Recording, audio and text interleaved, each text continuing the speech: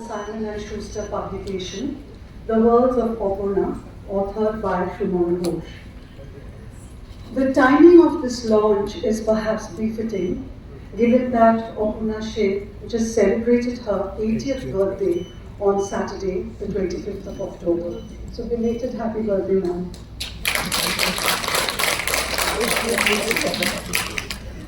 Age, as you can see, sits very lightly on Our Lady, who has seamlessly straddled two powerful realms, that of filmmaking and acting.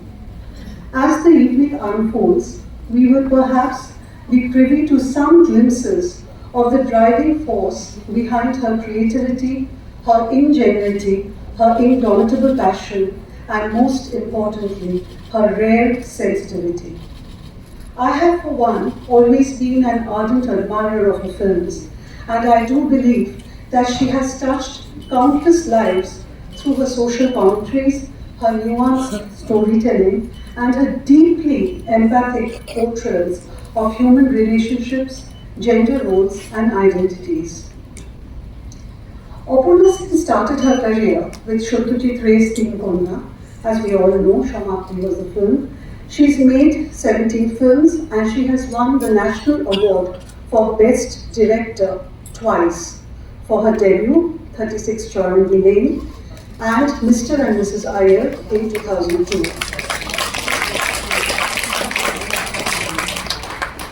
Her contributions to the arts have been recognized with the Padma Shri, and in 2021, she won the prestigious Kim Ji-suk Award at the Busan International Film Festival for her powerful film, The Rapist.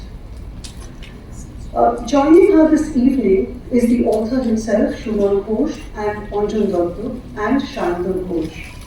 Suman Ghosh, some of you will be aware, is also a national award-winning Indian filmmaker and a professor of economics at the Florida Atlantic University. He did his doctorate in economics, so he lives in Miami and Kolkata, and in fact last year he shot a documentary with APARNA Sen called Porpa, A Journey with APARNA.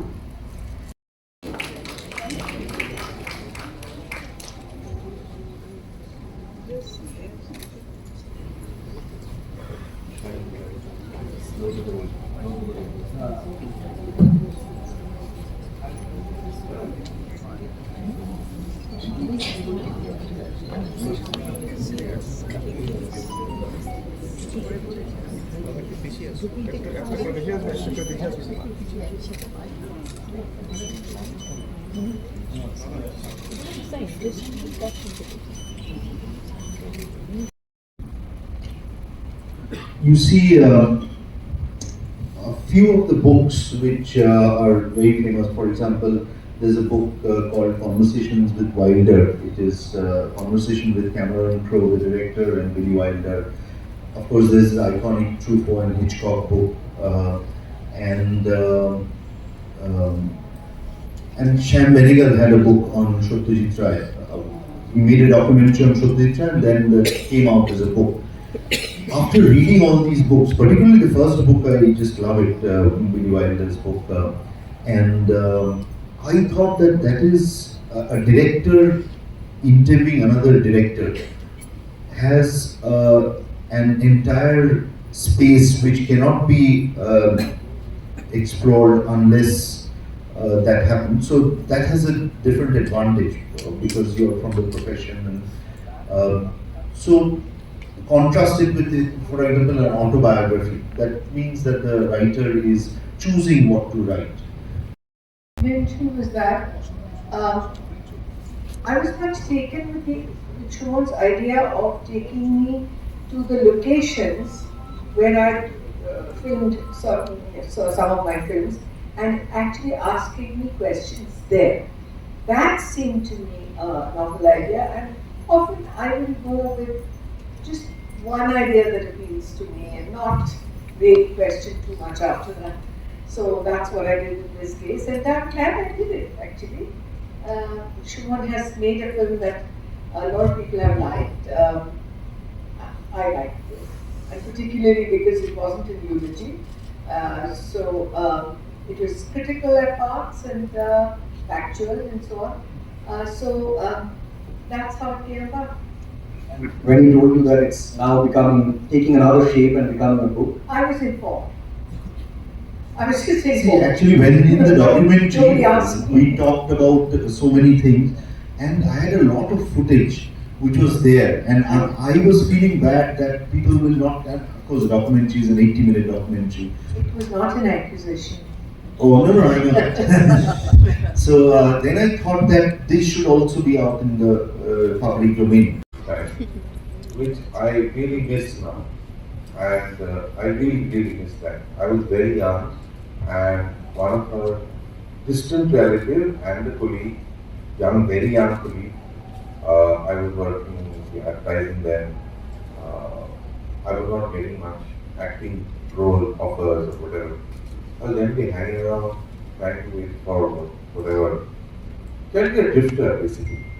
So this friend of mine, Raja Dasgupta, who happens to be also this in a way, APARNA SEN, said that you come to this place, there's script reading happening. So I said, what? He said, no, APARNA SEN. I said, APARNA SEN? I said, no. He said, no, you can't come. So I went to Alipur, this house where she lived in, and husband Kolkata was there, and she was reading. And there were a lot of people there. I hardly knew any of them. I sat there, and she was reading it out to check with her friends, colleagues, to find out whether it's nice or whether it's interesting. This is a habit, or this is a process which has completely disappeared. BABU used to do that, APARNA SEN used to do that. I did it a little bit. Anyway, so I was sitting there and listening to a script called What the Sea Said. It's an English Indian English language film, and Shanta, I found it quite interesting, and I waited to hear who are the actors. Basically, my interest was there. And I found out there was Nasiruddin Shah and Shabana Azmi would be acting in the film.